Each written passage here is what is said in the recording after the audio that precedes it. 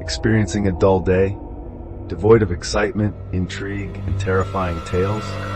If so, you have arrived at the perfect moment and location.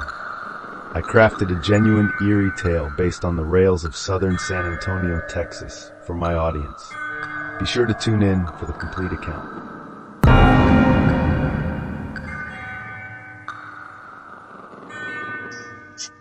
Have you ever felt a chill down your spine, as if someone or something is watching you from the shadows? Today we dive deep into one of Texas's most enduring mysteries, a tale of tragedy, lingering spirits, and unexplained phenomena. Under the broad Texas sky, where past whispers merge with contemporary breezes, is a frightening and unsolved mystery. Legends surround a stretch of railway tracks south of San Antonio that have captivated locals and visitors for years. What drives people to this remote area year after year to find answers? The unnerving calm before the phantom train whistle, or the horrific tales of ethereal youngsters saving the living from a fate they once met. Tonight, we investigate San Antonio's ghostly train tracks. Are you ready to uncover the secrets of nighttime whispers? Join me as we explore a story where history and the supernatural mix, challenging the border between worlds. Depending on the source, one version of the story takes place in the 1930s or 1940s, and it states that a school bus was making its way toward the crossroads, Villamain and Shane, as it dropped off its pupils.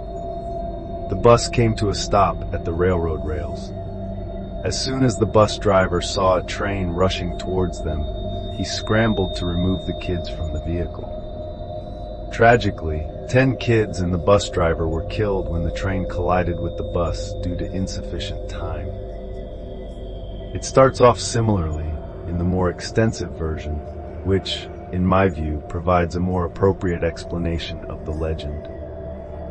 Long ago in the late 1930s or early 1940s, a nun was returning a busload of students from a field trip on a particularly gloomy night.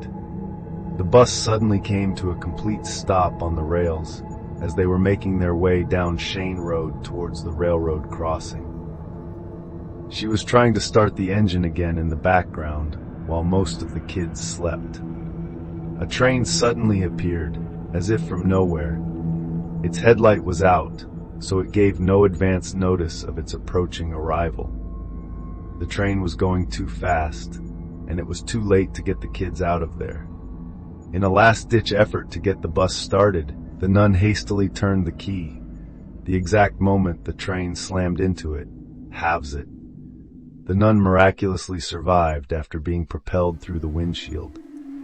Unfortunately, the kids didn't have a chance. They were all murdered on impact. Feeling crushed and burdened with guilt, the nun went back to the accident site a few weeks later. She made the tragic decision to terminate her life, since she could no longer bear the pain. Seated on the tracks, she patiently awaited the arrival of the next train.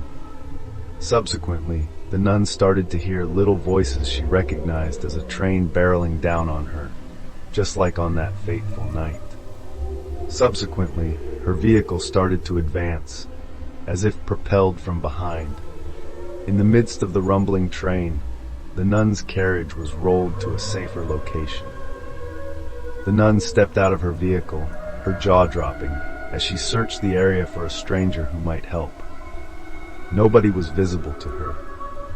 As she turned around to face her vehicle again, she saw footprints on the trunk that were the size of small children. Ghosts of her pupils had saved her life, she thought at that moment. After receiving her second wind, the nun established a school for children without parents. She remained a teacher there till her passing.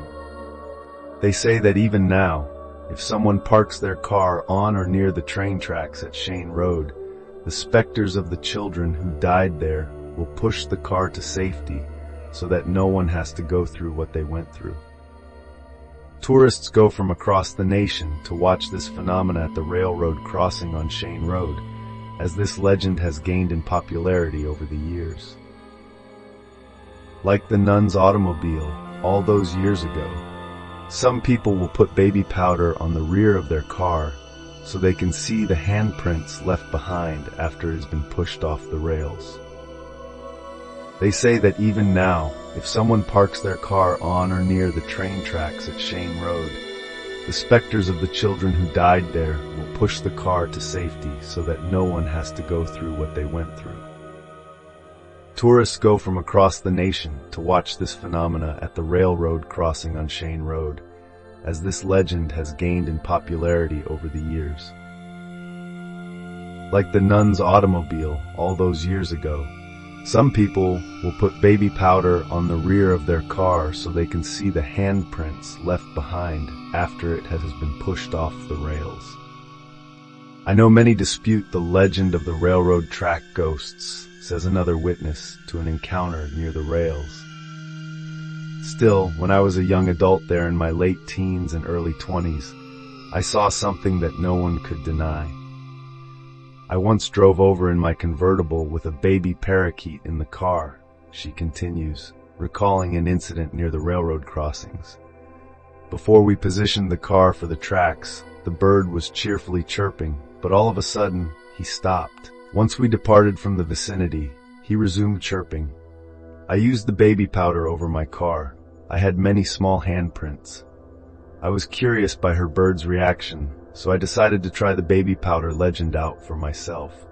I was very careful about keeping my car in pristine condition, and I never had any children in the house when these prints appeared. She concludes by saying, when one washes their car with dish soap, oils from hands are removed, so no prints will remain. The eerie nighttime chill is the one constant, according to the many villagers who have reported hearing what they believe to be the rumbling of a train, the wailing of a steam whistle, and the screeching of wheels as if the train were coming to a stop. A woman was involved in a tragic accident when she drove late at night and saw a solitary girl near a train crossing. She gave her a lift home, but the girl was apprehensive about getting out. After an argument with her parents, the woman thought she had run away and informed her daughter to contact her mom. When she reopened the car, she found no one was in it, but the seat belt was still secured. More recently, a girl and her pals went to San Antonio to witness the haunted train lines, and that was another terrifying story. The little girl sent her mother an email with a plethora of photographs she had taken. When the mother saw one of the pictures, she was shocked to see what seemed like a specter, a tiny girl clutching her teddy bear. The truth has been a topic of contention in San Antonio, where locals and cops alike have grown tired of the urban legend. Numerous accounts have surfaced of cars seemingly moving on their own, with subsequent appearances of unexplained, childlike prints on the vehicles. Some have even claimed to have overheard toddlers laughing and talking near the train tracks. Still, no incidents involving San Antonio's train tracks have ever been documented, despite various tales to the contrary. In 1938, on December 1st, in Salt Lake City, Utah, another tragic catastrophe occurred, which some think sparked the mythology. A school bus was trying to transport 20 pupils, ranging in age from 12 to 18, home safely during a blizzard when it became stuck on the tracks right as a 50-car freight train was about to plow right over them. Every single person on the bus perished in the terrible aftermath. Is it conceivable that the news accounts of the Salt Lake City disaster became mixed up with San Antonio legends and urban legends, and subsequent generations started to believe the tale as their own? If that's so, then why aren't there more tales like this one all over the United States? What gives the San Antonio train tracks such a wealth of first-hand accounts? Perhaps San Antonio is a destination worth exploring. To see the phenomenon for yourself, go along Shane Road until you reach the railroad crossing. In that case, have in mind that many of tourists bring rosary beads, toys, flowers, and crosses to leave with the spectral kids. For the sake of the kids, some even go so far as to scrawl peace messages on the rails. The spectral offspring of the track will, hopefully, be able to cross over when the time is right.